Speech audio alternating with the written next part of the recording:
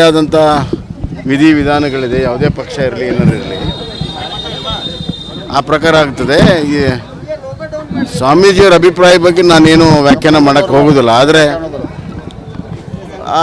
ಅದು ಇವತ್ತು ಕಾಂಗ್ರೆಸ್ ಪಕ್ಷ ಆಡಳಿತದಲ್ಲಿದೆ. ಅವ ಪಕ್ಷಕ್ಕೆ ಬಿಟ್ಟಿದ್ದು. ಯಾರನ್ನ ಮುಖ್ಯಮಂತ್ರಿ ಮುಂದುವರಿಸ್ಬೇಕು, ಯಾರನ್ನ ಉಪಮುಖ್ಯಮಂತ್ರಿ ಮುಂದುವರಿಸ್ಬೇಕು, 3 ಬೇಕು 4 ಬೇಕು ಅನ್ನೋದು ಅವ್ರಿಗೆ ಬಿಟ್ಟಿರುವಂಥ ವಿಚಾರ. ಅವ್ರ ಆಂತರಿಕ ವಿಚಾರದಲ್ಲಿ ನಾವು ಕಮೆಂಟ್ ಮಾಡೋದಿಲ್ಲ.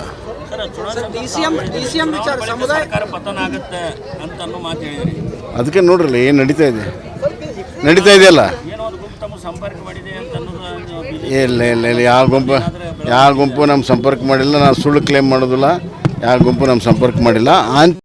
ಹೊಸದಾಗಿ ವ್ಯಾಖ್ಯಾನ ಮಾಡುವಂಥದ್ದು ಕಾಂಗ್ರೆಸ್ ಪಕ್ಷದಲ್ಲಿ ನಡೆದಿದೆ. ಅಸಲಿ ರಾಜಕಾರಣ ಬೇರೆ ಇದೆ, ಹೊರಗಡೆ ವಾದ ಮಾಡೋದು ಬೇರೆ ಇದೆ. ಇದು ಭಾಳ ಸ್ಪಷ್ಟವಾಗಿದೆ.